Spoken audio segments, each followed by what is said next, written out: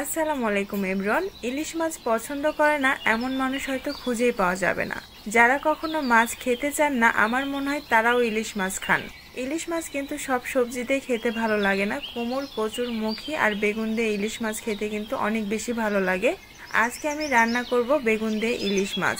প্রথমেই আমি সামান্য একটু হলুদ আর লবণ দিয়ে আলুটাকে কিছুক্ষণ ভেজে নিব। আলুটা ভাজতে কিন্তু একটু বেশি সময় লাগে, বেগুন ভাজতে একটু কম সময় লাগে। তাই আমি আলুটাকে কিছুক্ষণ ভেজে নেওয়ার পর বেগুন দিয়ে দিলাম। এখন এই বেগুন আর আলুটাকে একটু ভেজে নিতে হবে। ভাজা হয়ে যাওয়ার পর এগুলোকে রেখে দিচ্ছি আর অন্য একটা কড়াইয়ের মধ্যে সরিষার তেল দিয়ে দিচ্ছি। এখন পেঁয়াজ দিয়ে দিচ্ছি প্রায় 1 কাপের মতো। এই পেঁয়াজটাকে গোল্ডেন ব্রাউন কালার আসা পর্যন্ত ভেজে নিব। ইলিশ মাছ রান্না করার সময় সরিষার তেলটাই ব্যবহার করবেন, কারণ ইলিশ মাছ সরিষার তেল দিয়ে রান্না করলে ইলিশ মাছের স্বাদটা কিন্তু বেড়ে যায় বহু গুণে।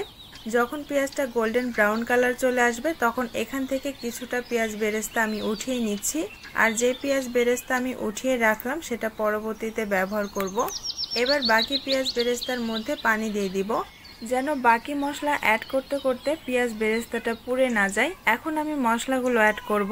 দিয়ে দিচ্ছি 1 টেবিল চামচ লবণ, 1 টেবিল চামচ মরিচের গুঁড়া এবং হাফ টেবিল চামচ হলুদের গুঁড়া। লবণ এবং ঝালের পরিমাণটা আপনাদের পছন্দ অনুযায়ী বুঝে দিবেন। এখানে আমি বাড়তি কোনো মশলাই ব্যবহার করব না, কারণ ইলিশ মাছের নিজস্ব একটা স্মেল থাকে।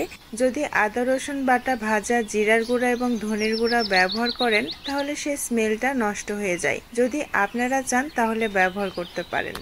মশলা থেকে যখন তেলটা ছেড়ে দিবে তখন আমি ইলিশ মাছগুলো দিয়ে দিচ্ছি। এবার এই মাছগুলোকে মশলার সাথে খুব ভালোভাবে কষিয়ে নিতে হবে।